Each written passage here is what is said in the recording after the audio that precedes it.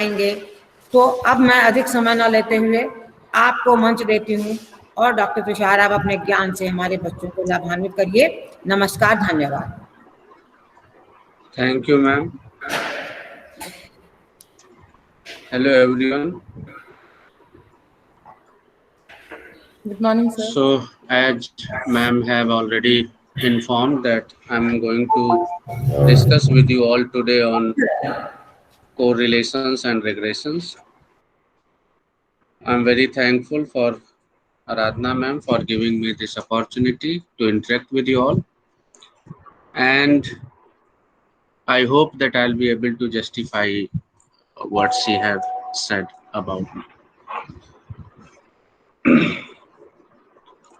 जैसा कि आप सभी लोग जानते हैं, I will be mixing the language, so मैं हिंदी और इंग्लिश दोनों का यूज करूंगा, टेक्निकल टर्म्स को इंग्लिश में और बाकी चीज़ों को हिंदी में। लेकिन जहां भी आपको जरा भी दुविधा हो, आप रेज हैंड फंक्शन का यूज करते हुए हमसे पूछ सकते हैं, उसको मैं एक्सप्लेन करने की कोशिश करूँ।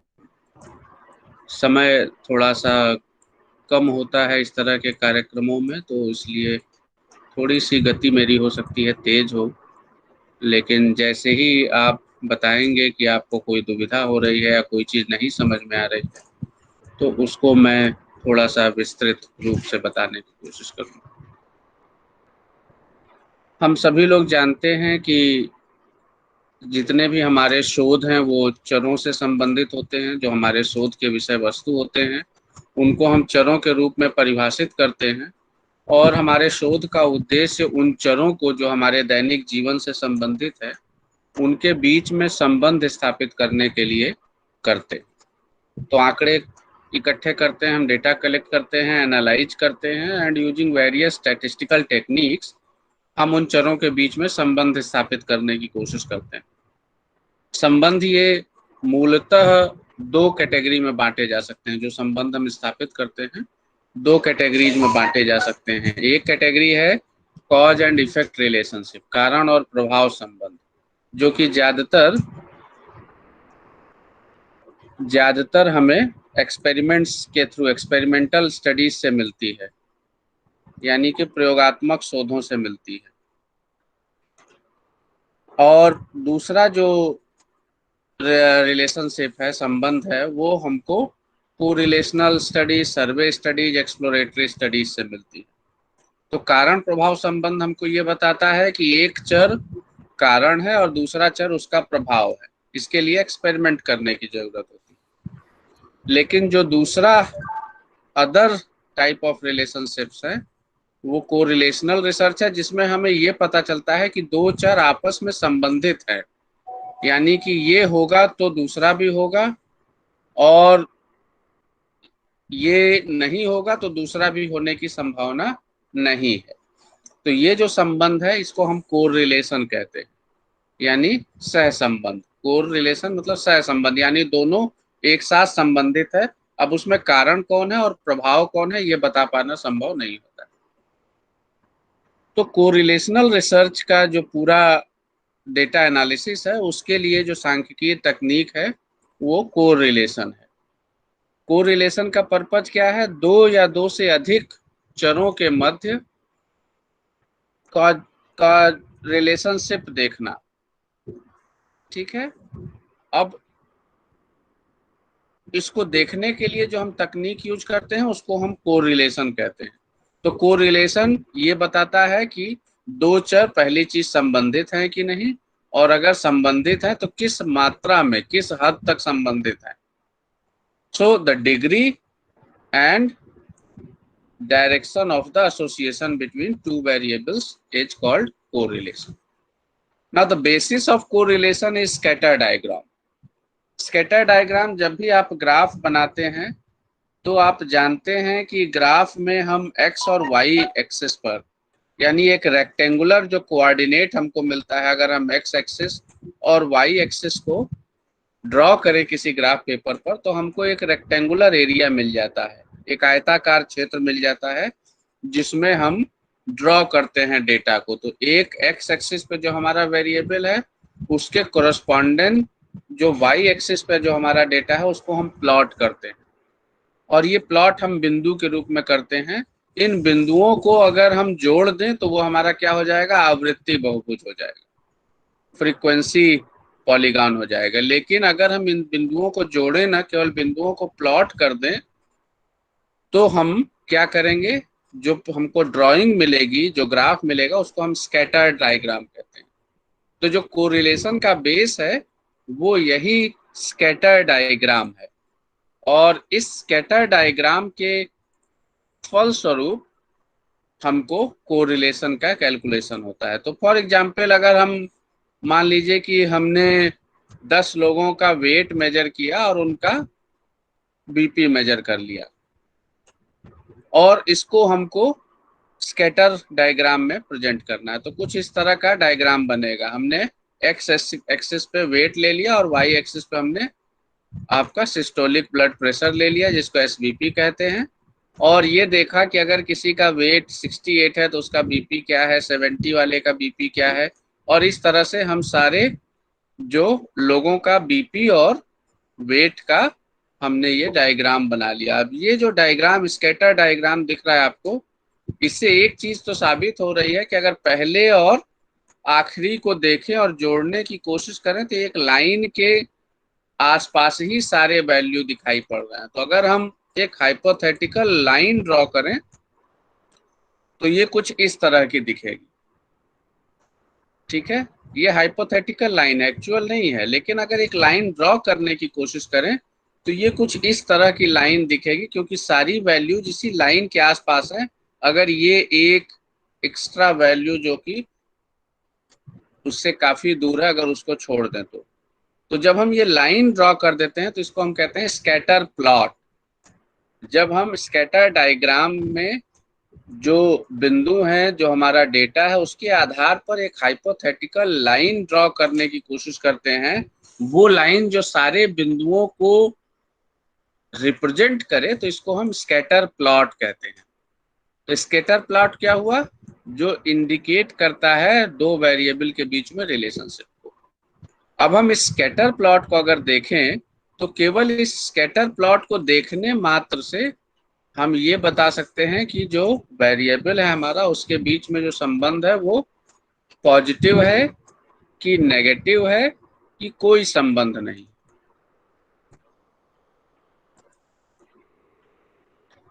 तो पॉजिटिव रिलेशनशिप कैसे पता चलता है, यदि हमारा स्कैटर प्लॉट जो है वो इस तरह से 0 से लेके 100 की तरफ एक ट्रायंगुलर शेप में हो, या आप कह सकते हैं कि वो नॉर्थ ईस्ट डायरेक्शन में अगर हमारा प्लॉट हो, तो हम उसको कहते हैं हमेशा क्या, पॉजिटिव रिलेशनशिप। क्यों, क्योंकि ये बताता है कि जब एक्स एक्सिस का वेरिएबल बढ़ रहा है तो वाई एक्सिस का वेरिएबल भी बढ़ रहा है, यानी कि बोथ हैव सिमिलर ट्रेंड। तो ये हम इसको पॉजिटिव रिलेशनशिप कहते हैं। ये भी जो दूसरा रिलेशनशिप है पॉजिटिव रिलेशनशिप बता रहा है, क्योंकि अगर इसमें भी हम लाइन ड्रॉ करें तो वो नॉर्थ ईस्ट डायरेक्शन में ही जाएगा। अगर हमें इस तरह का डायग्राम मिले, इस तरह का प्लॉट मिले जिसमें हम साउथ ईस्ट की तरफ हमारी लाइन दिखे, साउथ वेस्ट नॉर्थ वेस्ट से साउथ ईस्ट की तरफ का लाइन दिखे, यानी ऊपर से नीचे की ओर लाइन अगर हमें दिखे, तो इसको हम क्या कहते हैं, नेगेटिव रिलेशनशिप। यानी कि अगर एक वेरिएबल बढ़ रहा है तो दूसरा घट रहा है। तो यहाँ जो प्लॉट किया हमने, क्या किया है, एज ऑफ द कार, यानी कार आपने कितने समय पहले खरीदी थी और उसकी रिलायबिलिटी, आप उस पर लॉन्ग ड्राइव के लिए कितना भरोसा कर सकते हैं। तो ये एक नेगेटिव रिलेशनशिप बताता है, यानी जैसे जैसे कार की उम्र बढ़ती जाएगी उसकी रिलायबिलिटी कम होती जाएगी। तो देखिए जो लास्ट बिंदु है एज ऑफ द कार पे, उसकी रिलायबिलिटी सबसे कम है। तो कार की एज तो बढ़ रही लेकिन रिलायबिलिटी उसकी घट रही है। तो इस तरह का अगर हमको प्लॉट मिले, ठीक है, नॉर्थ वेस्ट से लेके साउथ ईस्ट की तरफ का, तो उसको हम क्या कहते हैं, नेगेटिव रिलेशनशिप को ये दर्शाता है। और यदि हमारे प्लॉट्स बिल्कुल पूरे जो रेक्टेंगुलर एरिया है उस पूरे में स्कैटर्ड हों, पूरे एरिया में फैले हुए हों, जिससे कि एक कोई एक सर्वमान्य लाइन ड्रॉ करना संभव न हो, तो हम इसको कहते हैं नो रिलेशनशिप।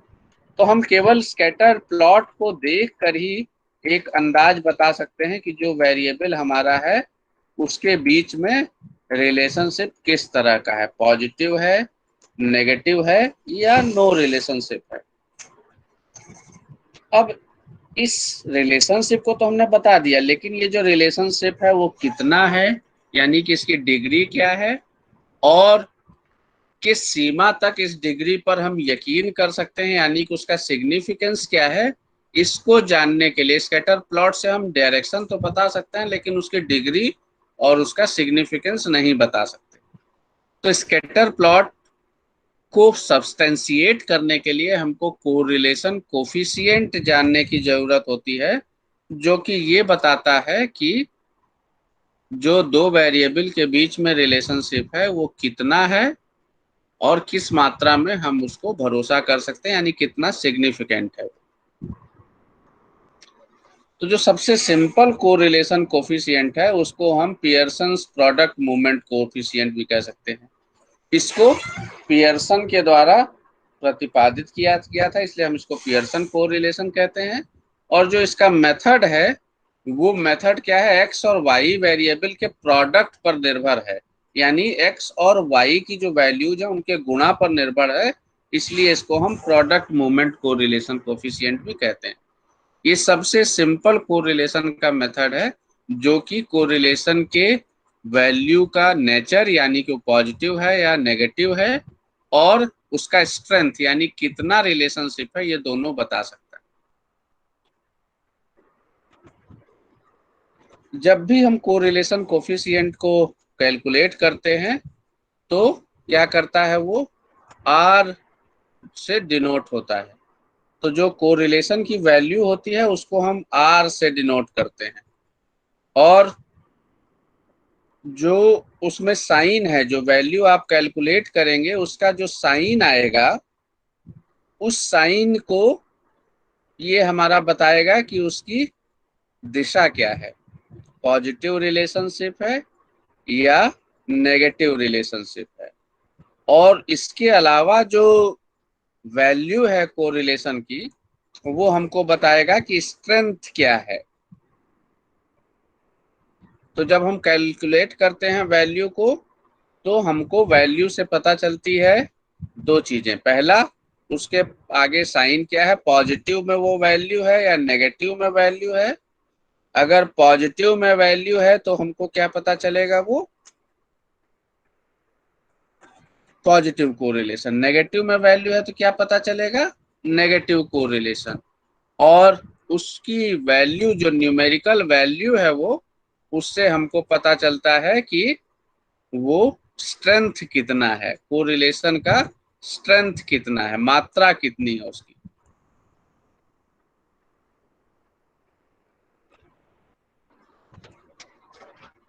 तो अब इसको हम इस तरह से देख सकते हैं, कोरिलेशन की जो वैल्यू होती है वो देखिए हमेशा whenever you calculate it will always be between -1 to +1, यानी जब भी हम कोरिलेशन निकालेंगे तो उसकी जो वैल्यू है वो +1 से -1 के बीच ही होती है, इसके आगे इससे ज्यादा नहीं होती है। तो पहला तो आपका चेक यही है कि जब भी कोरिलेशन आप निकालें तो जो वैल्यू है वो 1 से ऊपर कभी नहीं होगी। 1 का मतलब परफेक्ट कोरिलेशन।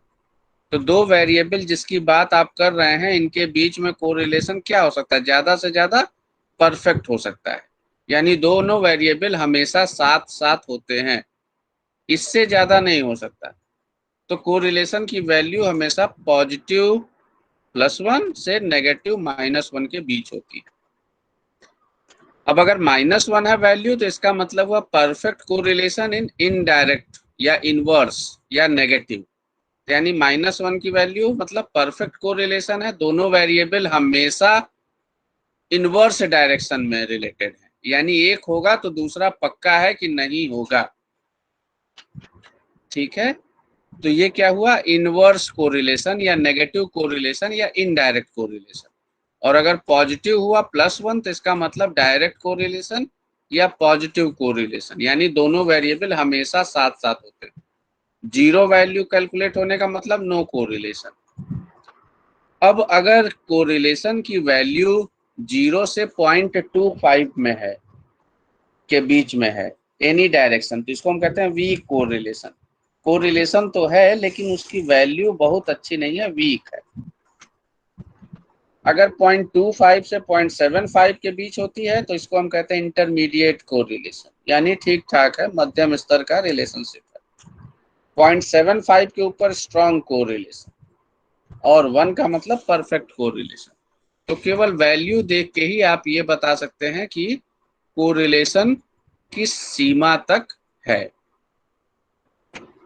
अब ये कैलकुलेट कैसे करेंगे, तो पियर्सन ने ये फॉर्मूला दे रखा है, सिग्मा एक्स वाई, जो कि प्रोडक्ट है एक्स और वाई का, यानी एक्स की वैल्यू का वाई की वैल्यू से गुणा करके उसका जो टोटल निकलेगा वो sigma x Y, minus sigma x into sigma Y divided by N, and उसको सब्ट्रैक्ट करेंगे अंडर रूट की वैल्यू एक्स के प्रोडक्ट से और वाई के प्रोडक्ट से, जो कि होता है sigma x square minus sigma x का whole square divided by N, and similar for y.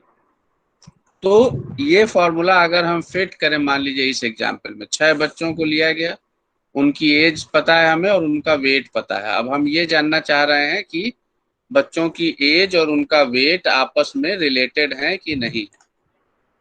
तो हम क्या करेंगे, इसी फॉर्मूले को यूज करेंगे। एज का टोटल निकाल लिया जो कि सिग्मा एक्स हो जाएगा 41, वेट का टोटल निकाल लिया जो कि सिग्मा वाई हो जाएगा 66। इन दोनों का कैलकुलेशन मल्टीप्लिकेशन किया एज और वेट का हर बच्चे के लिए, तो एक्स वाई आ गया, और उसका टोटल निकाल लिया सिग्मा एक्स वाई 461 आ गया। फिर एक्स स्क्वायर निकाल लिया जो एज का स्क्वायर, तो सिग्मा एक्स स्क्वायर आ गया 291, and then similarly sigma Y square आ गया 742। अब अगर ये वैल्यूज कैलकुलेट हो गई आपको, तो इसको क्या करना है, सिंपली फॉर्मूला में प्लेस कर देना है। और जब आप इसको फॉर्मूला में प्लेस कर देंगे तो जो रिजल्ट आया है वो है आर की वैल्यू इज 0.759। अब 0.75 से ऊपर है तो इसको हम कहेंगे स्ट्रॉन्ग कोरिलेशन। साइन क्या है, पॉजिटिव वैल्यू है, आर की वैल्यू नेगेटिव में नहीं आई है, तो इसको हम कहेंगे स्ट्रॉन्ग एंड डायरेक्ट कोरिलेशन, यानी there is a positive correlation between age and weight, यानी जैसे जैसे एज बढ़ेगी बच्चे की वैसे वैसे उसका वेट भी बढ़ेगा। एक दूसरे एग्जाम्पल से देखते हैं। मान लीजिए कि हमने कुछ बच्चों का एंजाइटी का स्कोर मेजर किया, 6 लोगों का ही, और उनका टेस्ट कोई किया, उसका स्कोर मेजर किया। तो सेम वे में सिग्मा एक्स निकालेंगे, सिग्मा वाई निकालेंगे, X square sigma Y square और एक्स वाई दोनों का मल्टीप्लीकेशन निकालेंगे। अब अगर इसको हम प्लेस करें वैल्यू को उसी फॉर्मूले में, तो आर की जो वैल्यू यानी कोरिलेशन कोफिशिएंट जो आई है वो कितनी आई है, 0.94। अब 0.94 माइनस में आया है, माइनस का मतलब इनडायरेक्ट या नेगेटिव कोरिलेशन, यानी जैसे जैसे एंजाइटी बढ़ेगी टेस्ट का स्कोर कम होता जाएगा, यानी कि इनडायरेक्ट कोरिलेशन है। लेकिन वैल्यू कितनी है, स्ट्रॉन्ग है 0.94, यानी हमेशा ऐसा होने की संभावना है। ज्यादा एंजाइटी कम टेस्ट स्कोर, कम एंजाइटी ज्यादा टेस्ट स्कोर।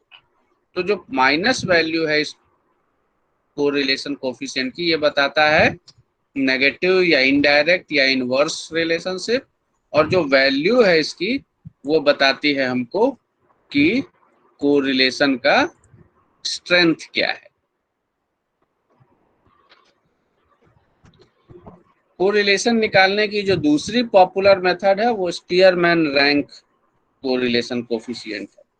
अब स्पीयरमैन रैंक कोरिलेशन का क्या मतलब हुआ, ये तब निकालते हैं, देखिए जो पियर्सन प्रोडक्ट मूवमेंट कोरिलेशन निकालने के लिए मैंडेटरी रिक्वायरमेंट है कि दोनों जो हमारी वैल्यूज हैं, दोनों जो वेरिएबल हैं, वो इंटरवल स्केल पर या उससे ऊपर के स्केल पर मेजर की गई हो, यानी कि इंटरवल या रेशियो स्केल पे डेटा होता है, तब हम पियर्सन कोरिलेशन निकाल सकते हैं। लेकिन अगर इस पे न हो डेटा, मान लीजिए कि आपके एक वेरिएबल रैंक ऑर्डर पे है यानी कि ऑर्डिनल स्केल पर है, और दूसरा इंटरवल पे है या दोनों ऑर्डिनल पे है, तब क्या करेंगे? तब आप पैरामेट्रिक टेस्ट तो लगा नहीं सकते, क्योंकि पैरामेट्रिक टेस्ट के लिए जो मिनिमम रिक्वायरमेंट है वो है कि दोनों डेटा आपका इंटरवल स्केल पर हो, कोरिलेशन जो आपका डेटा है वो इंटरवल स्केल पे हो। अगर ऐसा नहीं है तो फिर क्या होगा कि आप पैरामेट्रिक कोरिलेशन नहीं लगा सकते। तो स्पीयरमैन कोरिलेशन, जिसको हम RS से डिनोट करते हैं, S stand for Spearman, Spearman correlation जो है वो हम निकालते हैं ऐसे वेरिएबल्स के साथ जो कि एक कम से कम ऑर्डिनल पे हो या दोनों ऑर्डिनल पे हो। दोनों क्वांटिटेटिव नंबर होगा तभी हम निकाल पाएंगे, सो क्वांटिटेटिव होना चाहिए। तो स्पीयरमैन कोरिलेशन क्या करता है, ये रैंक कर देता है डेटा को। तो अगर दोनों ऑर्डिनल पे हैं, यानी कि दोनों ऑलरेडी रैंक में है, तब तो कोई बात ही नहीं है। लेकिन अगर एक डेटा ऑर्डिनल है, दूसरा इंटरवल है, तो इंटरवल पे आपको उसको क्या करना पड़ेगा, उस डेटा को भी वैल्यू के आधार पर रैंक कर देना पड़ेगा। ठीक है। और जब दोनों का रैंक बना लेंगे तो उन दोनों के रैंक को माइनस करना पड़ेगा, जिसको हम डी कहते हैं।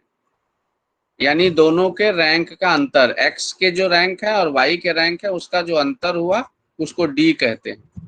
और उस डी को स्क्वायर करके टोटल कर लेंगे, जिसको हम सिग्मा डी आई कहेंगे। एंड देन इस फॉर्मूला में प्लेस कर देने पर हम स्पीयरमैन कोरिलेशन को कंप्यूट कर सकते हैं। फॉर एग्जाम्पल, हमने यहाँ क्या लिया है, 7 लोगों का एजुकेशन का लेवल नोट कर लिया है।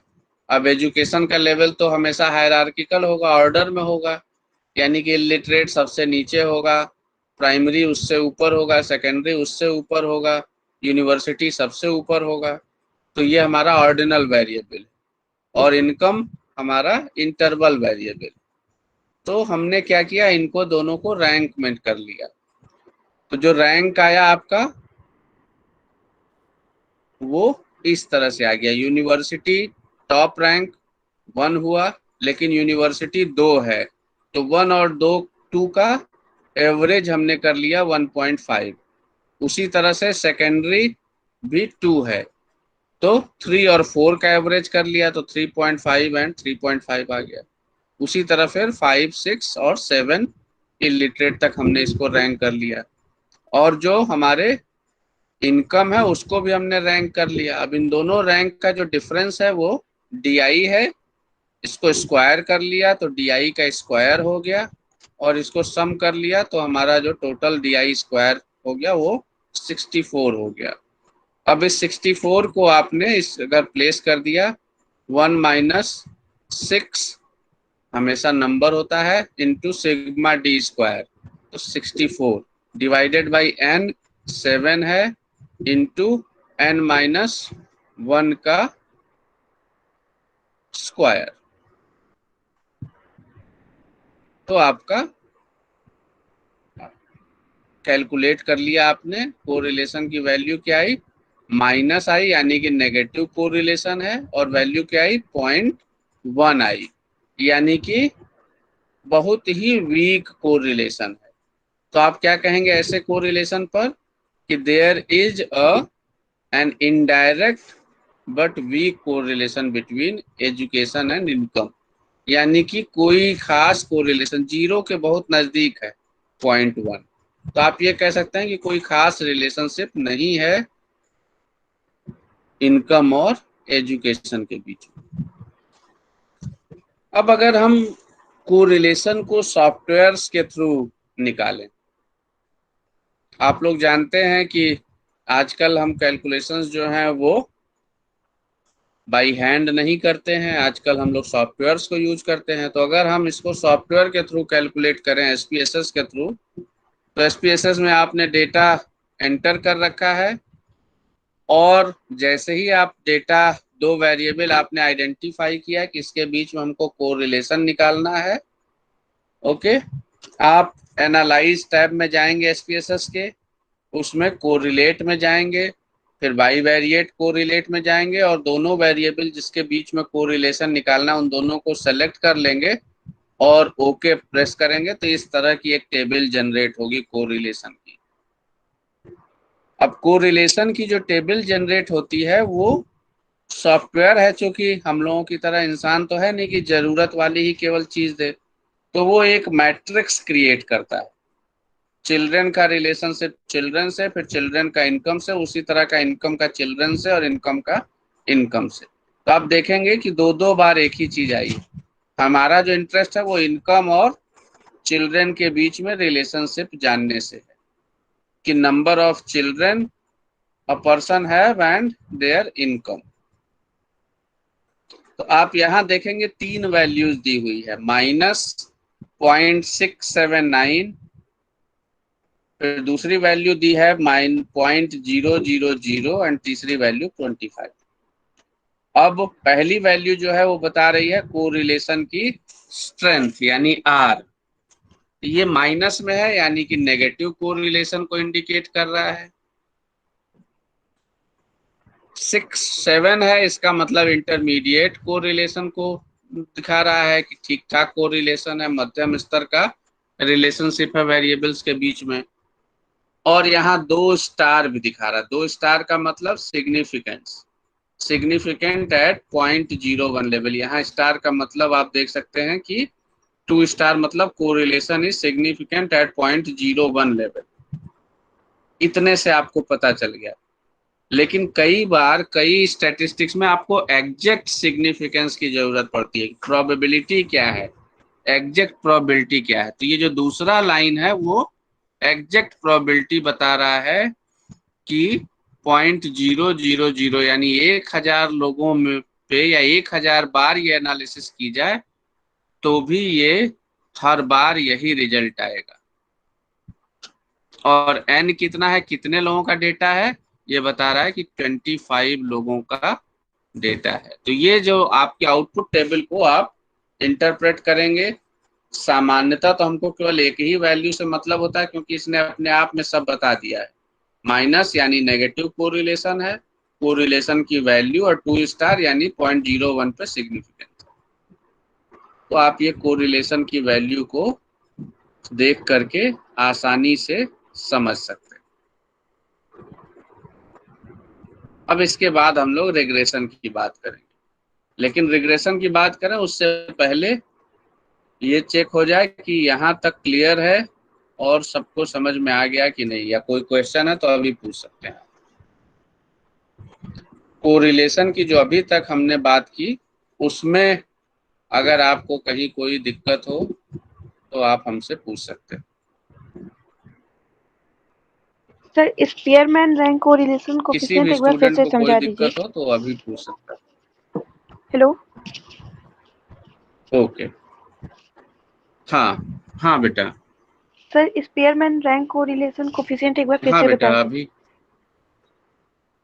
अभी अभी बिल्कुल बताता हूँ।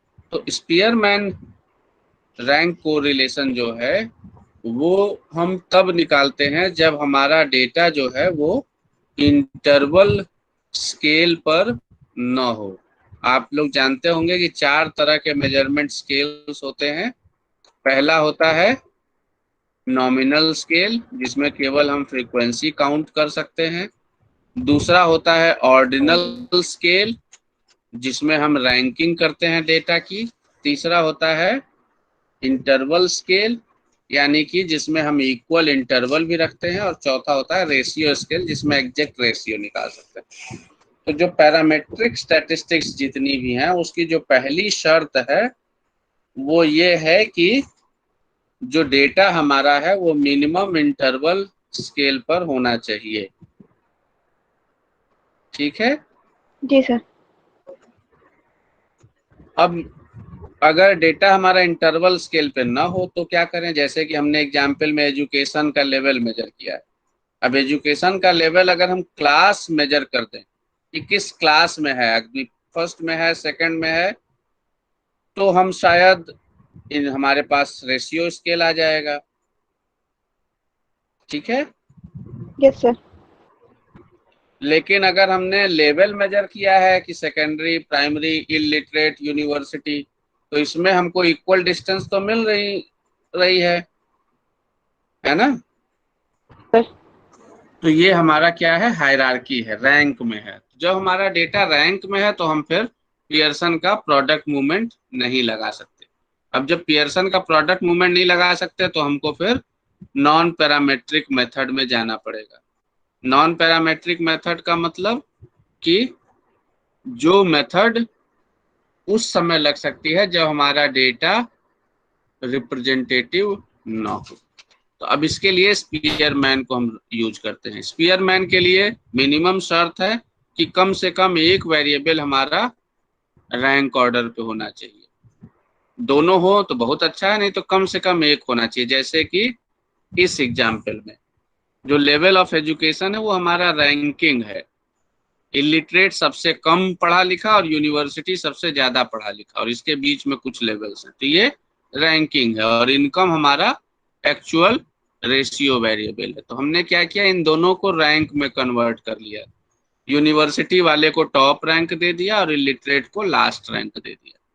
इसी तरह से इनकम को भी हमने रैंक दे दिया। सबसे ज्यादा पैसे को हमने 1 कर दिया और इसी हिसाब से हमने इसकी रैंकिंग दे दी। अब इस रैंक वैक्स से रैंक वाई को हमने घटाया, तो 5 से 3 माइनस किया 2 आया, 6 से 5.5 माइनस किया तो 0.5 आया। इसी तरह से सारे को हमने माइनस कर लिया तो हमारा डी आई आ गया। कहीं कहीं इसको डी आई भी लिखते हैं और कहीं कहीं इसको केवल डी भी लिखते हैं। तो हमारा ये डी आई आ गया। जब हमने इसको स्क्वायर किया तो ये हमारा डी स्क्वायर आ गया, जो कि एक इम्पॉर्टेंट पॉइंट है हमको ये स्पीयरमैन रिलेशनशिप को कैलकुलेट करने के लिए। डी स्क्वायर को टोटल करके हम 64 ले आए।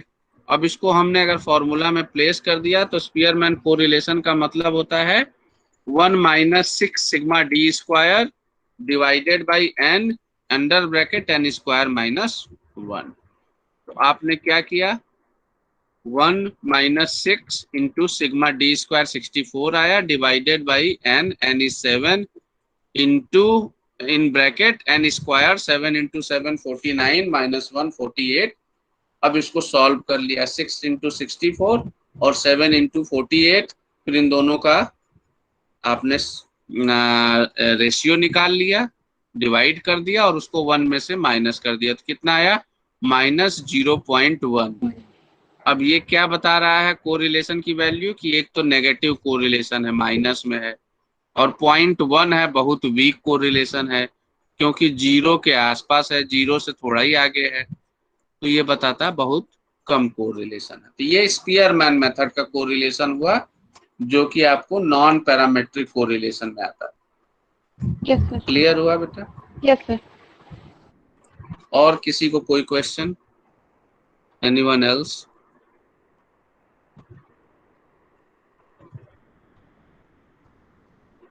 चलिए, तो अगर और किसी को कोई क्वेश्चन नहीं है तो फिर हम लोग आगे बढ़ते हैं रिग्रेशन की तरफ, रिग्रेशन एनालिसिस की तरफ। अगर कोरिलेशन हमारा सिग्निफिकेंट होता है, अगर वेरिएबल्स के बीच में हमारा कोरिलेशन सिग्निफिकेंट है, तो फिर एक दूसरा सवाल ये जनरेट हो सकता है कि इस सिग्निफिकेंट कोरिलेशन का हम करें क्या फायदा होगा इस कोरिलेशन से। तो जब हमारे पास दो वेरिएबल के बीच में हमको पता है कि दो वेरिएबल आपस में संबंधित हैं, तो थ्योरेटिकली हम ये भी बता सकते हैं कि एक वेरिएबल हमको पता है तो हम दूसरे के बारे में बता सकते हैं। फॉर एग्जाम्पल, अगर हमें क्लास में पता है कि एक स्टूडेंट ए और दूसरा स्टूडेंट बी दोनों हाईली पॉजिटिव कोरिलेटेड हैं, यानी दोनों जब कॉलेज आते हैं तो साथ आते हैं, या नहीं आते हैं तो नहीं साथ, दोनों ही नहीं आते। तो अगर हमने कभी किसी एक बच्चे को कॉलेज में देखा तो हम आसानी से बता सकते हैं कि दूसरा भी आया होगा, या एक नहीं आया है तो दूसरा भी नहीं आया होगा। तो अगर हमको दो वेरिएबल के बीच में परफेक्ट कोरिलेशन या एक हाई कोरिलेशन पता चलता है तो हम क्या कर सकते हैं, एक व्यक्ति के कोरिलेशन को, एक व्यक्ति के वैल्यू को पता होने पर या एक वेरिएबल के वैल्यू को पता होने पर हम दूसरे वेरिएबल के वैल्यू को प्रेडिक्ट कर सकते हैं। तो ये जो विधि है कोरिलेशन से प्रेडिक्शन की ओर, इसको हम रिग्रेशन एनालिसिस करते हैं। तो regression analysis is a technique which is concerned with predicting some variable by knowing others, या process of predicting variable y using variable x या variable x using variable y। तो अगर हमने x और y के बीच में हाई कोरिलेशन देख लिया तो हम ये बता सकते हैं कि अगर हमको x पता है तो हम y को प्रेडिक्ट कर सकते हैं, और y पता है तो x को प्रेडिक्ट कर सकते हैं। इस प्रोसेस को हम रिग्रेशन एनालिसिस कहते हैं।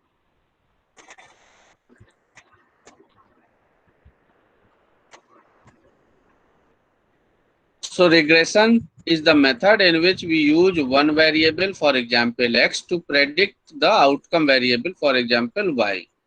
Okay, and regression tells us that how value of y changes as a function of changes in value of x.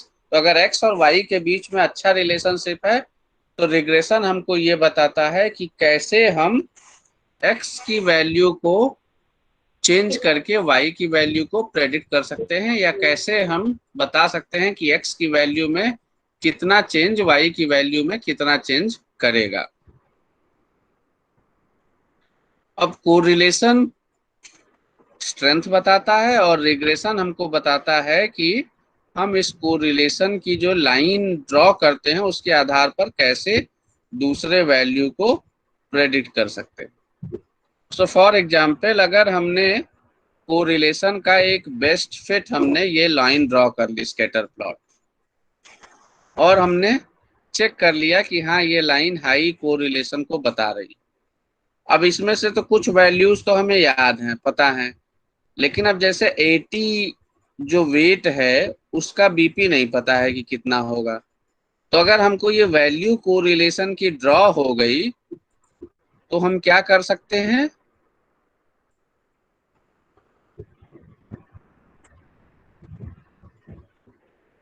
हम आसानी से ये बता सकते हैं कि अगर 80 किसी व्यक्ति का स्कोर है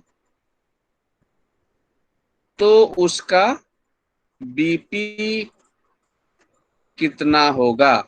तो इस लाइन तक अगर हम 80 को ले जाएं और फिर इसी लाइन के आधार पर हम बीपी को जोड़ दें इस लाइन पे, तो ये हमको बता देगा 140।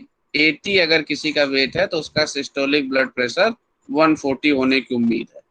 अब ये हमें अंदाज कैसे मिला, इस लाइन से। क्यों? क्योंकि ये लाइन हमने ड्रॉ की है on the basis of calculation of correlation. हमने जान लिया कि कोरिलेशन सिग्निफिकेंट है और उसके आधार पर एक हमने रिग्रेशन लाइन ड्रॉ कर दी। अगर ये रिग्रेशन लाइन हम ड्रॉ कर दिए तो किसी भी वैल्यू के कोरस्पॉन्डेंस दूसरे वैल्यू का, हम दूसरे वेरिएबल का वैल्यू जान सकते हैं। लेकिन लाइन से ड्रॉ करना आसान है, कैलकुलेशन करना पड़ता है हमको। लाइन हम ऐसे ही नहीं ड्रॉ कर सकते। So there involve some calculation. What is this? ये कैलकुलेशन हम करते हैं जब हम एक प्रेडिक्शन की इक्वेशन ड्रॉ करते हैं। सो y के ऊपर जब हम ये सिंबल बनाते हैं तो ये मतलब होता है y प्रेडिक्टेड। सो जो रिग्रेशन का सिंबल है वो है y predicted is equal to a plus b x। b is अ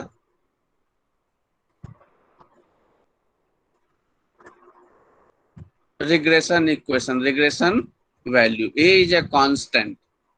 तो a एक कांस्टेंट है जो कि हमेशा b की x की वैल्यू के साथ जुड़ेगा। अब यहाँ v क्या है? b जो हमारा है वो प्रेडिक्शन पावर को बता रहा है, या आप बता सकते हैं कि ये एक वो कांस्टेंट है जो x के साथ हमेशा ऐड होगा। तो b कैसे पता चलता है? b की value is sigma x Y minus sigma x into sigma Y divided by N and divided by sigma x square minus sigma x का होल स्क्वायर अपॉन एन। अब अगर इस इक्वेशन को सॉल्व करके हम छोटा करना चाहें तो हम ये कह सकते हैं कि y predicted is equal to y plus b under bracket x minus x bar. So y mean of y plus b x minus mean of x। तो ये हम फॉर्मूला से रिग्रेशन का वैल्यू ड्रॉ करते हैं और इसके आधार पर हम रिग्रेशन की लाइन ड्रॉ करते हैं। मैथमेटिकल डेरिवेशन से आता है ये लाइन, ठीक है। और इस मैथमेटिकल डेरिवेशन से जो लाइन आती है इसमें दो इंपॉर्टेंट चीज होती है, एक को हम कहते हैं इंटरसेप्ट और दूसरे को कहते हैं slope. So intercept is the distance between x and y। ये जो इंटरसेप्ट है ये डिस्टेंस है। एक सेकेंड मैं होल्ड करना चाहूंगा, जस्ट अ मिनट।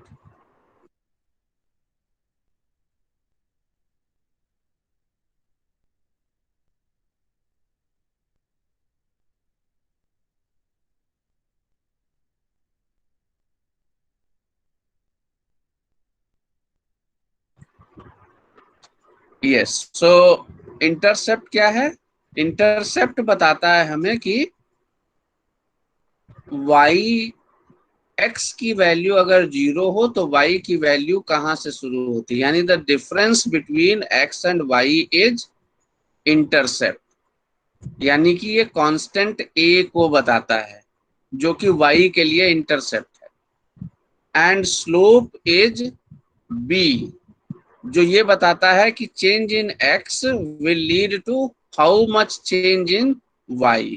तो ये जो फॉर्मूला हम बता रहे हैं y predicted is equal to a constant, it tells about the intercept, यानी कि y की वैल्यू में क्या कांस्टेंट है, यानी x की वैल्यू कहीं भी हो y की वैल्यू में ये जो डिस्टेंस है ये कांस्टेंट होगा, क्योंकि y की वैल्यू यहीं से शुरू हो रही है। सो ये constant is intercept. And then b is the slope. Slope ये बता रहा है कि change of x will lead to what change in y। तो ये जो डिस्टेंस आ रही है x अगर बराबर चेंज होता रहे तो y में जो डिस्टेंस आ रही ये स्लोप को बता रहा है। तो ये दोनों कैलकुलेशन हम मैथमेटिकली कैलकुलेट करते हैं। So for example, if we have data of hour of studying and grade, what we can calculate? We can calculate the regression on the basis of the formula given। तो हमारे पास जो data होगा उसके आधार पर अगर हम कैलकुलेशन ड्रॉ करते हैं तो हम ये देख सकते हैं कि हमारा जो इंटरसेप्ट है यानी a है जो कांस्टेंट है वो 59.95 आया फॉर एग्जांपल। अभी कैलकुलेशन भी बताएंगे आप। और जो स्लोप है यानी कि जो b की वैल्यू है वो 3.17 आया। तो अब अगर हमें पता है किसी भी वैल्यू के बारे में, अगर हमको पता करना है कि कोई अगर 12 घंटे पढ़ता है तो उसका ग्रेड कितना आएगा, तो हमें पता है कि इंटरसेप्ट यानी कांस्टेंट है 59.95 एंड स्लोप 3.17 है। इसमें 12 घंटे को अगर हम जोड़ दें तो ये कैलकुलेशन सॉल्व करके हम बता सकते हैं कि उसका जो ग्रेड आने की उम्मीद है वो 97.99% आएगा। इसकी बजाय यदि हम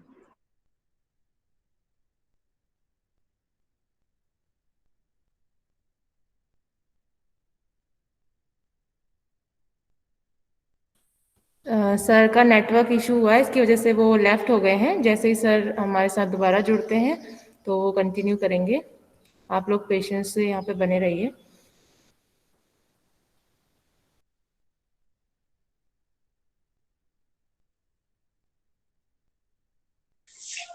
जी मैम, धन्यवाद।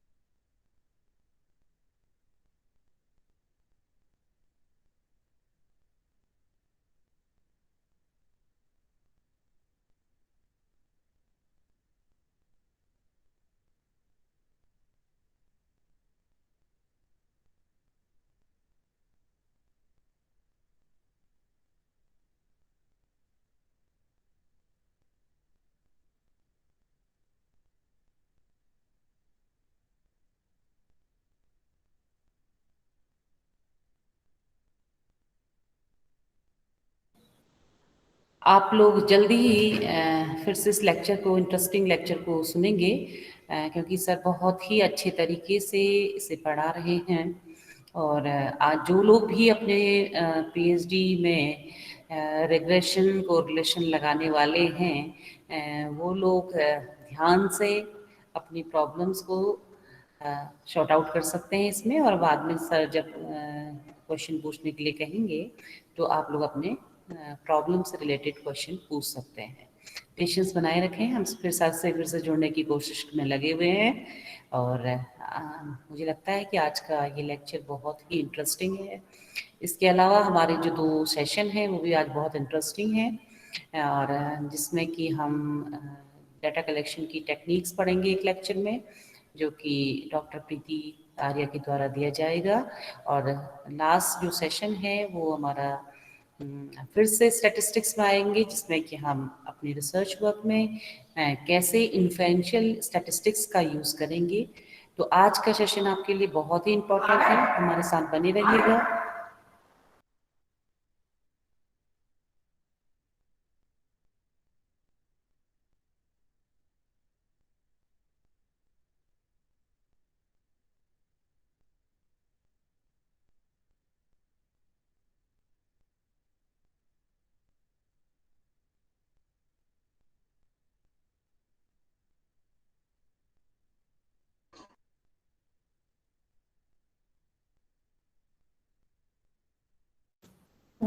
सर आपका माइक ऑफ है, आप प्लीज अपना माइक ऑन कर लीजिए। हेलो। जी सर, हम आपको सुन यस, पा एम रहे आई हैं। ऑडिबल? हाँ हाँ जी हाँ, sir. Okay. So sorry, I disconnected in between. So I was here on predicting the grades. So if we calculate the value of A and B, A intercept and B is slope, या A को generally हम normal भाषा में हम लोग जो non statistics background के हैं, A कांस्टेंट और B एक्स प्रेडिक्टेड की वैल्यू। सर पीपीटी विजिबल नहीं है शायद, वो आपको दोबारा शेयर करनी पड़ेगी। अच्छा अच्छा, ठीक।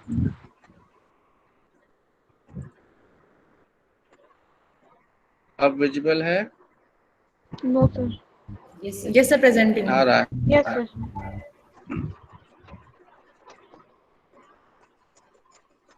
अब क्लियर है? Yes sir, visible.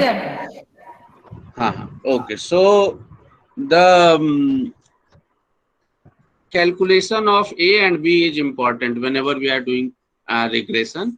A को हम लोग नॉर्मल भाषा में कांस्टेंट कह देते हैं और B को हम लोग एक्स प्रेडिक्टेड की वैल्यू बोल देते हैं। टेक्निकल टर्म इंटरसेप्ट और स्लोप है। तो अगर ये दोनों वैल्यू हमें कैलकुलेट हो गई तो हम x की किसी भी वैल्यू से y की किसी भी वैल्यू को प्रेडिक्ट कर सकते हैं। फॉर एग्जाम्पल, अगर हमें पता है कि कोई बच्चा 1 घंटे पढ़ता है तो उसका ग्रेड कितना आने की उम्मीद है, हम क्या करेंगे कि फिर उसको y predicted is equal to a which is 59.95 plus b की वैल्यू 3.17 इंटू 1 करके सॉल्व करेंगे तो ये हमें पता चल जाएगा कि 63.12% उसकी आने की संभावना। तो ये सुविधा हमको मिल पाती है अगर हम रिग्रेशन की ओर बढ़े कोरिलेशन से। अब एक एग्जाम्पल से हम लोग देखते हैं कि कैसे करेंगे। तो अगर हमें 6 लोगों की एज और उनका वेट जो हमने पहले भी दिखाया था कोरिलेशन में वो पता है, तो हमको ये डेटा पता है और हम ये जानना चाह रहे हैं कि जब एज 8.5 होगी तो उसका वेट क्या होने की उम्मीद है। तो हमें एज 5 से लेकर के 9 तक की और उसका वेट पता है। अब हमें 8.5 एज का वेट जानना है। तो सबसे पहले तो हम कोरिलेशन निकालेंगे कि कोई सार्थक संबंध है भी कि नहीं। तो हमने एक्स वाई और एक्स स्क्वायर और वाई स्क्वायर को निकाल करके कोरिलेशन ड्रॉ कर लिया। और उसके बाद हमने क्या किया कि x का मीन निकाल लिया, y का मीन निकाल लिया और b की वैल्यू हमने ज्ञात की x और y को प्लेस करते हुए उस फॉर्मूले में। X y sigma x Y minus x into minus sigma y divided by n divided by sigma x square under root sigma x square minus sigma x का whole square divided by n. तो हमको b की value पता चल गई 0.92। अब हमको 0.92 की वैल्यू जब पता चल गई तो हमने फिर b की वैल्यू a की वैल्यू पता चल गई, b की वैल्यू पता चल गई तो हमको a की वैल्यू भी जाननी है। तो a की वैल्यू क्या आई, y is equal to 11 which is mean of y plus 0.09 which is the value of b into x minus 6.83 which is the value of mean of x। तो हमको y प्रेडिक्टेड की value पता चल जाएगी। अब जब हमको ये दोनों वैल्यू पता चल गई तो हम क्या निकाल सकते हैं, 8.5 अगर एज है किसी का तो उसका वेट क्या है ये निकाल सकते हैं। कैसे, जो हमारा a आया constant intercept 4.675 plus b slope 0.92 into x, तो 8.5 हमारा x हो गया। और अगर हम इसको सॉल्व करें तो क्या वेट आएगा 12.50 kg। इसी तरह अगर हमको 7.5 साल के बच्चे का वेट निकालना है तो हम 7.5 कर देंगे, 7.5 कर देंगे तो उसका वेट आ जाएगा 11.58 kg। So once we do the regression, अगर हम रिग्रेशन को कैलकुलेट कर लेते हैं तो हम बड़ी आसानी से बता सकते हैं कि x की वैल्यू अगर हमें पता है तो y की वैल्यू कितनी होगी ये बता सकते हैं। x की वैल्यू में कितना चेंज y की वैल्यू में कितना चेंज लाएगा ये बता सकते हैं। अब एज ए रिसर्चर इसका क्या फायदा है, एज ए रिसर्चर इसका फायदा ये है कि हम किसी दो वेरिएबल के बीच में रिलेशनशिप क्यों देखना चाहते हैं, क्योंकि the purpose of science is to predict the future and control the future. तो अगर हमें दो वैल्यूज के बीच में कोरिलेशन पुराने डेटा के आधार पर पता चल जाता है तो we can predict the future. अब इसी एग्जाम्पल में अगर हम चाइल्ड साइकोलॉजी पे काम कर रहे हैं, स्कूल सेटिंग में काम कर रहे हैं और हमें पता है कि बच्चे के स्टडी टाइम और उसके ग्रेड के बीच में ये एक सार्थक संबंध है, और हम देख रहे हैं कि कोई बच्चा हमको ऐसा है जो 4 घंटे पढ़ रहा है, अगर वो 4 घंटे पढ़ रहा तो 70% उसके आने की उम्मीद, सो वी कैन प्रेडिक्ट कि उसके 70% आएंगे। अब जब अगर उस 70% से वो संतुष्ट नहीं है तो we can control also, we can say कि आप अपने पढ़ने की आवर्स को बढ़ाओ अगर आप ज्यादा नंबर पाना चाहते हो तो। सो with regression we get the opportunity to predict the future expression of a variable and if we want we may control the future expression of a variable। ठीक है, so regression is all about plotting a line between the x and y variable and trying to predict the other variable। For example अब हमें y से x को predict करना है तो हमारी ये इस तरह से लाइन हो जाएगी। तो अब हमारा ये जो कांस्टेंट है वो क्या हो जाएगा, ये इंटरसेप्ट ऑफ x हो जाएगा, और ये जो स्लोप हो गया ये क्या हो गया, ये वैल्यू ऑफ y हो जाएगी। सो हम रिवर्स कर सकते हैं इस रिलेशनशिप को। फॉर एग्जाम्पल अगर हमें एज और बीपी का डेटा पता है 20 लोगों का, तो हम कैसे कर सकते हैं। First step is find correlation between age and BP, then find the regression equation. Regression equation में क्या देखना होता है, कांस्टेंट एंड स्लोप, इंटरसेप्ट और स्लोप, और फिर हम जान सकते हैं कि 25 साल के पर्सन की बीपी क्या हो सकती है। अगर हमको सिग्निफिकेंट प्रेडिक्शन मिलता है, सिग्निफिकेंट रिग्रेशन मिलता है तो हम आसानी से प्रेडिक्ट कर सकते हैं। कैसे, वी कैलकुलेट दिस। अब हम क्या कर रहे हैं, हम y प्रेडिक्टेड को कंप्यूट कर रहे हैं यूजिंग द सेम मेथड जो हमने पीछे किया है, और हमने निकाला कि जो हमारा y प्रेडिक्टेड का इक्वेशन है वो कांस्टेंट आ रहा 112.13 एंड जो स्लोप आ रहा वो आ रहा 0.45। तो हम 25 साल के पर्सन को x की जगह 25 रख देंगे तो आसानी से पता चल जाएगा कि उसका जो सिस्टोलिक ब्लड प्रेशर है वो 123.5 होने की उम्मीद है। तो this is the beauty of doing regression. अब अगर हम रिग्रेशन को, जैसा कि मैंने पहले भी बताया कि हम लोग जो रिग्रेशन करते हैं we never do it manually nowadays. Simple regression तो करना आसान है, लेकिन अगर हमारे पास डेटा बहुत सारा हो, बड़ा डेटा हो, it is very difficult to do the regression. So what we do, we do the regression on the basis of using softwares, and the more popular software is SPSS। तो SPSS को use करते हुए अगर हम regression निकालेंगे तो कुछ इस तरह की आपको आउटपुट मिलेगा। पहले आपको देता है मॉडल समरी। मॉडल समरी मतलब ये बताता है कि what is the predictor and how much is the regression value. तो आप देखिए नीचे R की वैल्यू दिया है। R means correlation value. Correlation value is 0.679, यानी कि पॉजिटिव कोरिलेशन है और अच्छा correlation, moderate correlation. R square is the predictive power, यानी हम कितना वेरिएंस प्रेडिक्ट कर सकते हैं एक वेरिएबल से दूसरे वेरिएबल के बीच में। यानी इनकम से अगर हमको चिल्ड्रन के नंबर्स को प्रेडिक्ट करना है तो हम 46% वेरिएंस को प्रेडिक्ट कर सकते हैं। R स्क्वायर बताता है कितना वेरिएंस, कितने परसेंट प्रेडिक्शन हो सकता है। तो ये बता रहा 46%।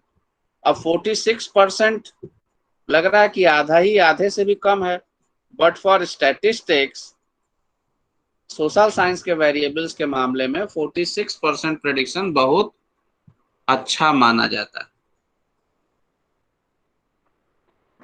फिर दूसरी टेबल आती है एनोवा की। एनोवा टेबल हमको बताता है कि ये जो प्रेडिक्शन की जो स्ट्रेंथ बता रहा है, ये जो प्रेडिक्शन है ये सिग्निफिकेंट है कि नहीं है।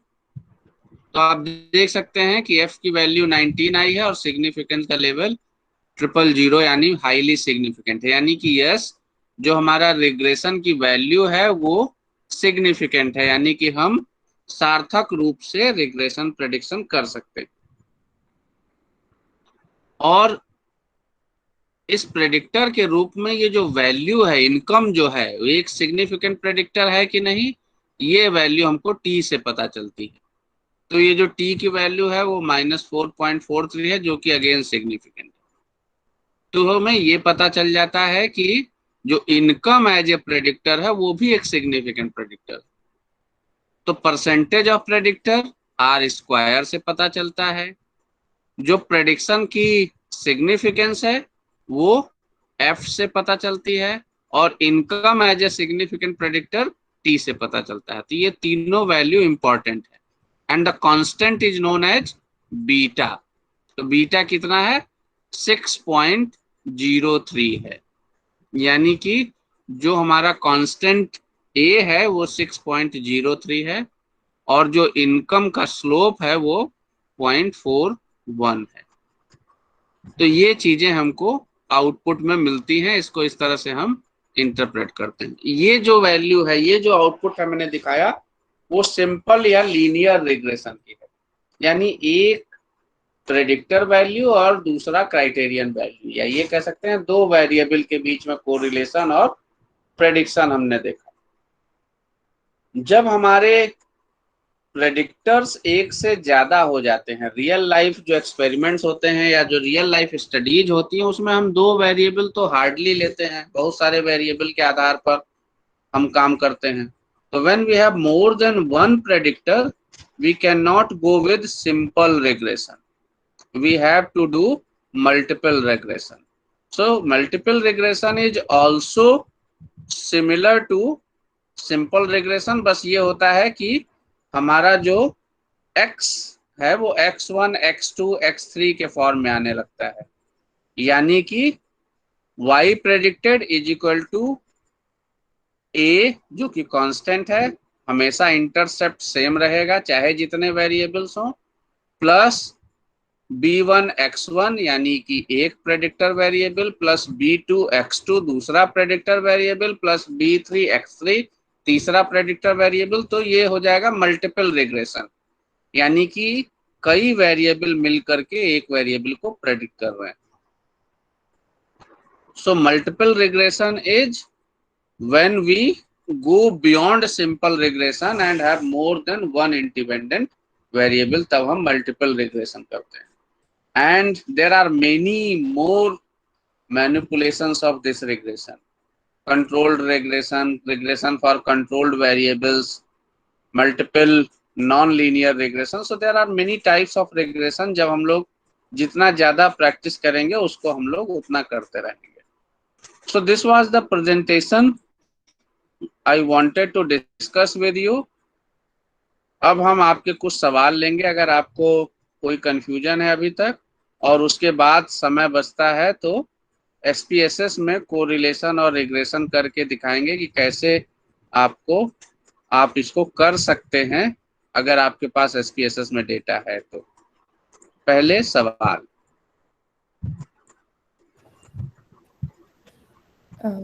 सर अगर हमें एक वेरिएबल जो हमारा प्रेडिक्टर वेरिएबल है उसमें अगर बहुत सारे डायमेंशंस हैं और हमें ये देखना है किसी कि को कोई सवाल? हेलो जी जी जी सर अगर मान लीजिए हमारा एक मेन वेरिएबल है, उसके बहुत सारे उसके अंदर डायमेंशंस हैं, तो हम ये देखना चाह रहे हैं कि ओवरऑल वो कितना प्रेडिक्शन कर रहा है, उसके साथ साथ उसके जो डायमेंशंस हैं उसमें किसकी प्रेडिक्टिव पावर ज़्यादा है, किसकी कम है, तो उसको देखने के लिए किस तरह से किया जाएगा? दो बार रिग्रेशन करना पड़ेगा। एक तो ओवरऑल को एज आप सिंपल रिग्रेशन कर लीजिए, जी सर। ठीक है, और उसके बाद अलग अलग डायमेंशंस को। जनरली एक ही रिग्रेशन में जी आप टोटल और डायमेंशंस नहीं डाल सकते, एक ही इक्वेशन में नहीं डाल सकते। ठीक क्यों? है सर। क्योंकि टोटल उन्हीं से मिलके बना है, डायमेंशन से ही।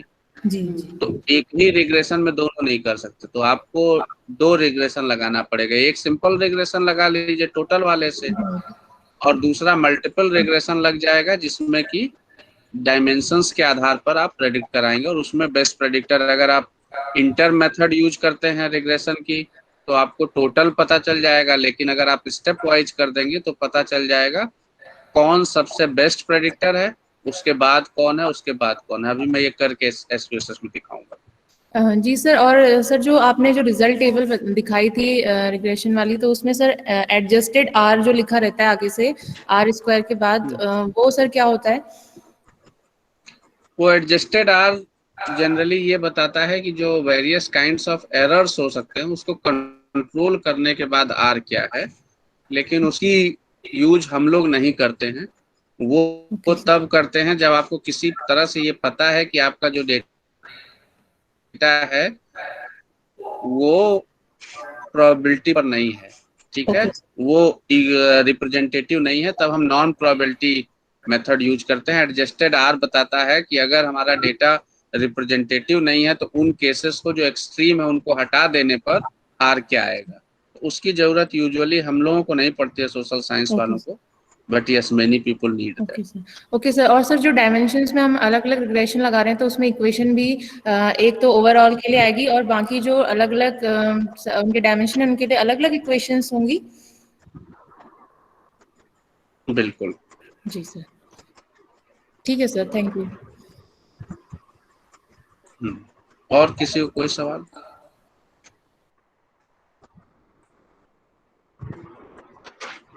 Anyone else? चलिए, अगर नहीं है तो फिर हम अब एक शेयर करते हैं फिर से अपनी स्क्रीन।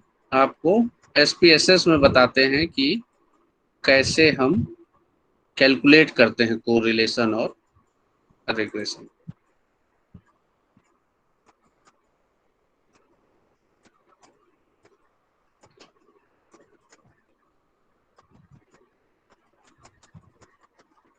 आप स्क्रीन देख पा रहे हैं मेरी? Yes sir, Yes. Visible. SPSS दिख रहा है ना? जी Yes, सर, sir. SPSS दिख रहा है। ओके, सो ये हमारे पास डेटा है कितने लोगों का, 200 के ऊपर है शायद, 197 लोगों का डेटा है कोरोना के दौरान किया गया है। आप लोग जानते ही हैं कि लोगों में बहुत सारी एंजाइटी, डिप्रेशन सब कुछ थी, और ये हमारा टोटल कैलकुलेटेड है डिप्रेशन का, पॉजिटिव सोशल सपोर्ट का, लोनलीनेस का, ऑप्टिमिज्म का, कोविड एंजाइटी का और कोपिंग का।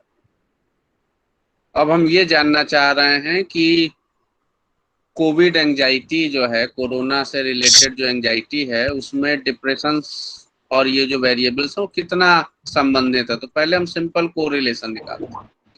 ये सारे आप देख रहे हैं कि ये डेटा रेशियो स्केल में है, इसलिए हम क्या कर सकते हैं कि सिंपली कोरिलेट में बाईवेरिएट कोरिलेशन निकाल सकते हैं।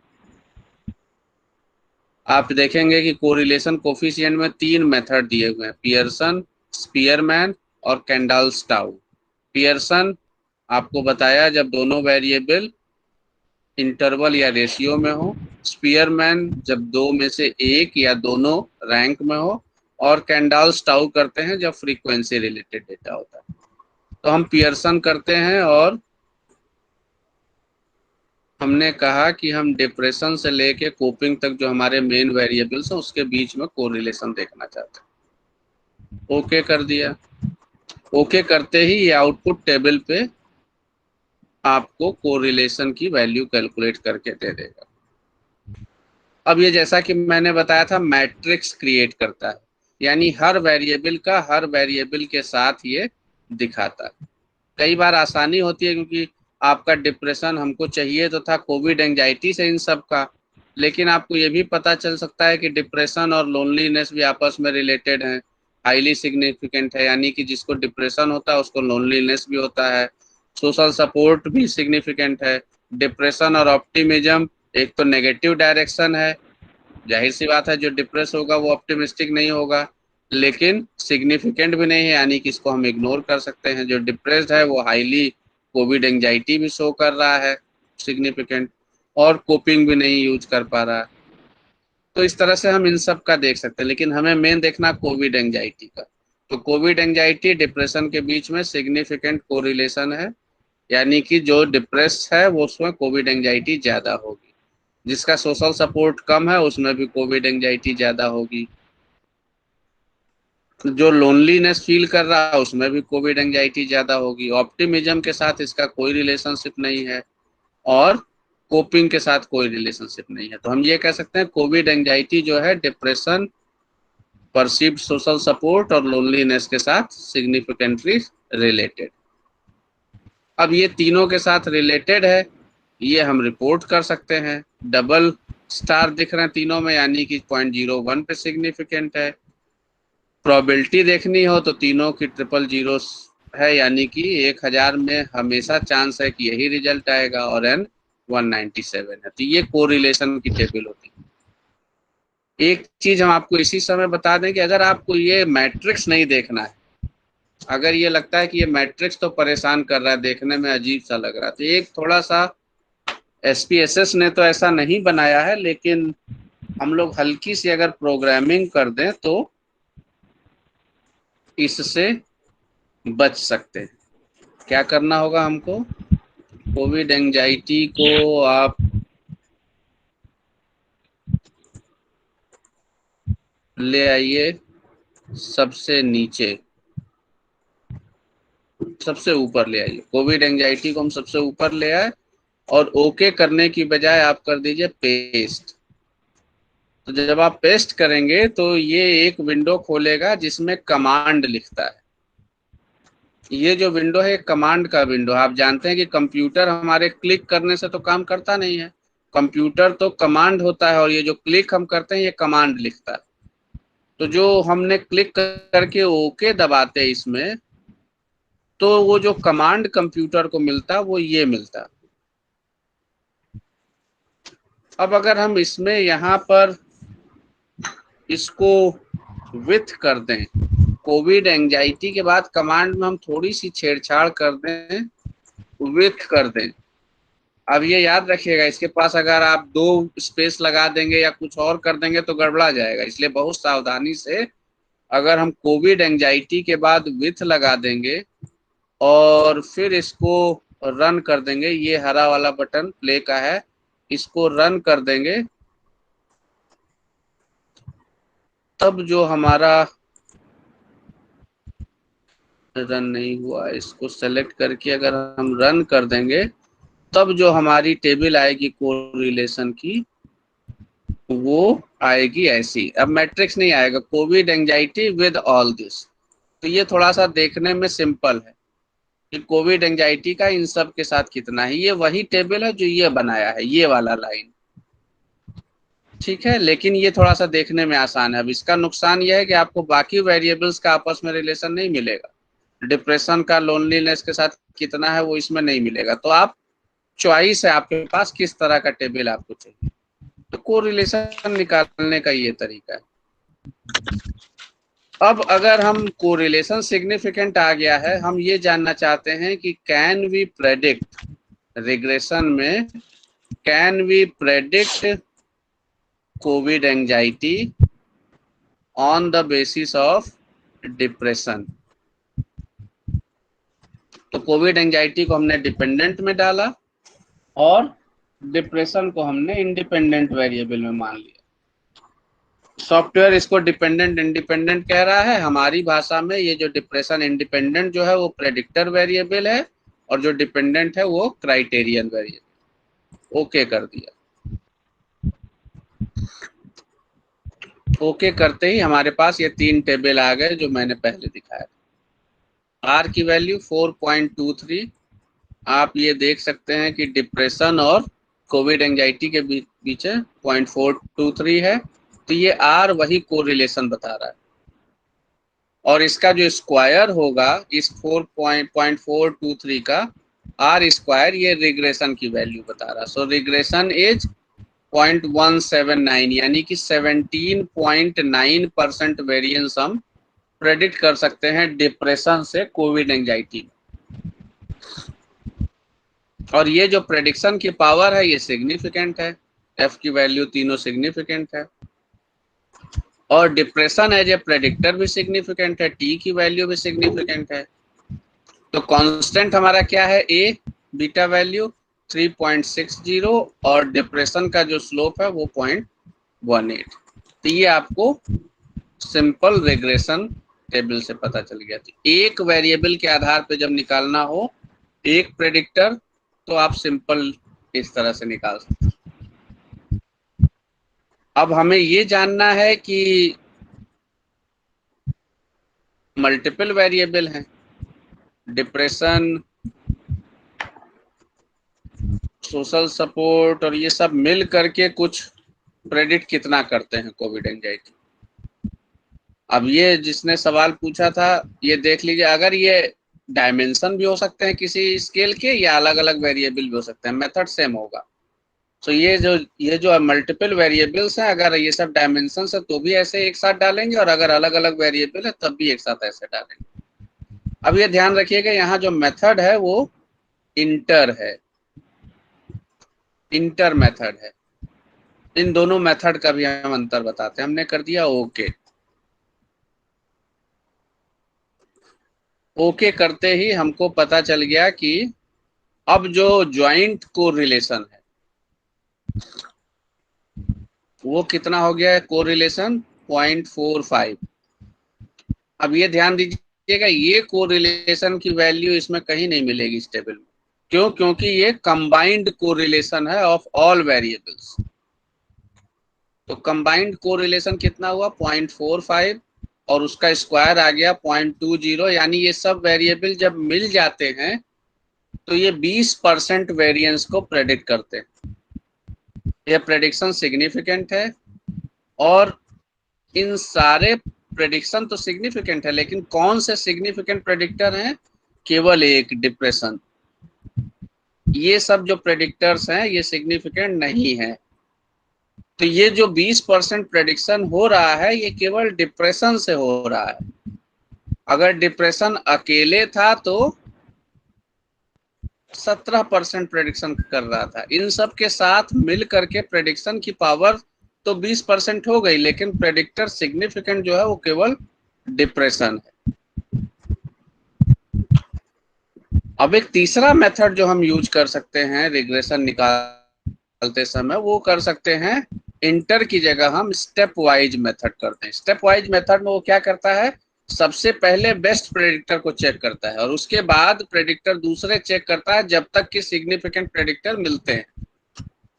जैसे ही सिग्निफिकेंट प्रेडिक्टर मिलने बंद हो जाते हैं प्रेडिक्शन की प्रोसेस रुक जाती है।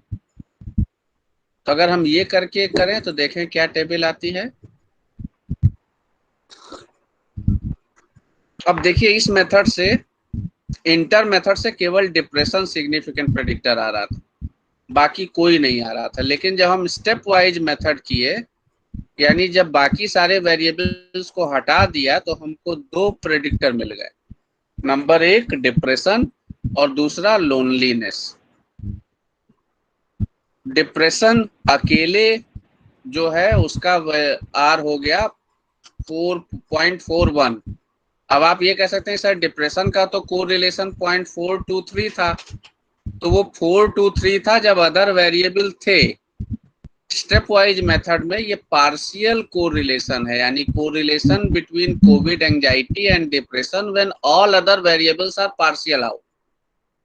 तो ये पार्शियल कोरिलेशन 0.41 आया और प्रेडिक्शन कितना हुआ 16%। ये प्रेडिक्शन सिग्निफिकेंट है और डिप्रेशन एज ए प्रेडिक्टर भी सिग्निफिकेंट। फिर ये बता रहा है कि अब अगर इसमें लोनलीनेस मिला दिया जाए, प्रेडिक्टर ए वाला है केवल डिप्रेशन और बी वाला है डिप्रेशन प्लस लोनलीनेस, तो अगर लोनलीनेस भी मिला दिया जाए डिप्रेशन के साथ, तब जो कोरिलेशन की वैल्यू है वो 4.43 हो जाती है और प्रेडिक्शन बढ़ के हो जाता है 18%। 16% से 18% होता है। 2% नंबर बहुत कम लग रहा है, लेकिन सोशल साइंस में ये 2% प्रेडिक्शन बहुत ज्यादा माना जाता है। अगर 2% बढ़ गया तो 18% प्रेडिक्शन हो गया। लोनलीनेस का प्रेडिक्शन भी सिग्निफिकेंट है और लोनलीनेस एज अ प्रेडिक्टर भी सिग्निफिकेंट है 0.05 लेवल पे। डिप्रेशन 0.001 पे है और लोनलीनेस 0.05 पे है। तो ये क्या कर रहा है, ये बता रहा है कि आपका जो सबसे बेस्ट प्रेडिक्टर है कोविड एंजाइटी का वो है डिप्रेशन फॉलोड बाय लोनलीनेस। तो अब इसको क्या लिखेंगे कि depression is the best predictor of COVID anxiety which predict 16.8% variance, and the second predictor is loneliness which add 2% variance in the prediction and make it 18.7% prediction in the variance of COVID anxiety। और ये सब variable जो आपके हैं excluded variable है। जब model 1 केवल depression लिया था तो ये 4 वेरिएबल एक्सक्लूड किया था। जब मॉडल 2 में लोनलीनेस भी इंक्लूड कर लिया तो ये 3 वेरिएबल एक्सक्लूड होगा और ये 3 वेरिएबल यूजलेस हैं। तो ये जो स्टेप वाइज मेथड है ये सबसे सटीक मेथड है जो बताता है कि टॉप प्रेडिक्टर कौन है, बेस्ट कौन सा है, डायमेंशन अगर है तो कौन सा डायमेंशन बेस्ट है, उसके बाद कौन कौन से डायमेंशन बेस्ट है। तो इस तरह से आप प्रेडिक्शंस को, रिग्रेशन को कंप्यूट कर सकते हैं एसपीएसएस से। आई एम श्योर कि एसपीएसएस पे जो और लेक्चर्स होंगे या हो गए हैं उनमें आपने सीख लिया होगा कि डेटा एंट्री कैसे करते हैं और बाकी सारे कैलकुलेशन कैसे करते हैं। So it was all. अगर आपको कोई क्वेश्चन है तो अब हमसे पूछ सकते हैं। अभी भी हमें लग रहा है 2-3 मिनट है जो हम लोग यूज कर सकते हैं before you go for the next. Sir हम अगर एसपीएसएस के स्थान पे एक्सेल का प्रयोग करें तो क्या जी सेम वैल्यू देगा या फिर वैल्यू में कुछ अंतर आए? हाँ, देखिए ऐसा है ना कि किसी भी सॉफ्टवेयर को यूज करेंगे वैल्यू सेम आएगी, डिपेंड करता है कि आपने जो मेथड, जो फॉर्मूला ड्रॉ किया है वो करेक्टली और एक्यूरेट ड्रॉ किया है। जैसे कि एक्सेल में आपको फॉर्मूला ड्रॉ करना पड़ेगा, वैल्यूज पुट करने पड़ेंगे, तो थ्योरेटिकली जो है वो एक ही आता है, आंसर एक ही आएगा। लेकिन कई बार प्लेसमेंट ऑफ वेरिएबल के या फॉर्मूला के आधार पर थोड़ा बहुत माइनस प्लस में पॉइंट्स में अंतर आ सकता है, दैट इज नेग्लिजिबल। बट जो ऑटोमेटेड सॉफ्टवेयर जितने हैं लाइक SPSS, R, मैटलैब, स्टैटिस्टिका, इन सब से अगर आप करेंगे तो वैल्यू सेम आएगी। Okay sir, thank you. और कोई क्वेश्चन?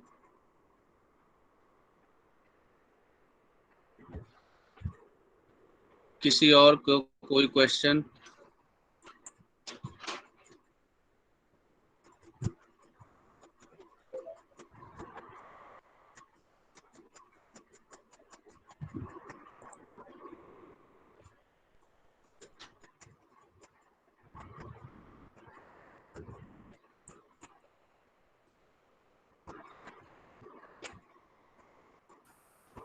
क्या हमारे अगर नहीं तो फिर ठीक है। क्या किसी और भी प्रतिभागी को प्रश्न पूछना है? शायद नहीं पूछना होगा। आपने इतने विस्तार पूर्वक अपनी बातों को रखा कि मेरे विचार से जितने प्रतिभागी हैं वह उससे लाभान्वित हुए होंगे और उनको सब कुछ समझ में आ गया होगा। मैं आपका अपनी टीम के साथ हार्दिक आभार व्यक्त करती हूँ। डॉक्टर तुषार, आपने अपने व्यस्त समय में से समय निकाल करके हम लोगों के पार्टिसिपेंट्स को अपना समय प्रदान किया। धन्यवाद, आपका बहुत बहुत आभार। नमस्कार। Thank you ma'am, thanks a lot.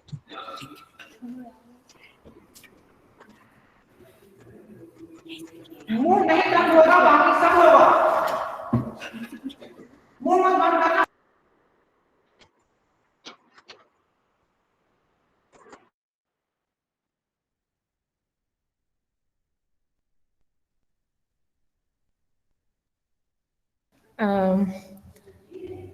सभी पार्टिसिपेंट्स थोड़ा ब्रेक ले सकते हैं और फिर आप लोग जो सेकंड सेशन का लिंक है उसके थ्रू आप सेकंड मीटिंग में ज्वाइन हो सकते हैं। आज का हमारा सेशन बहुत अच्छा रहा है। आशा है आप लोगों ने काफ़ी कुछ सीखा होगा। तो थैंक यू, फिर मिलते हैं।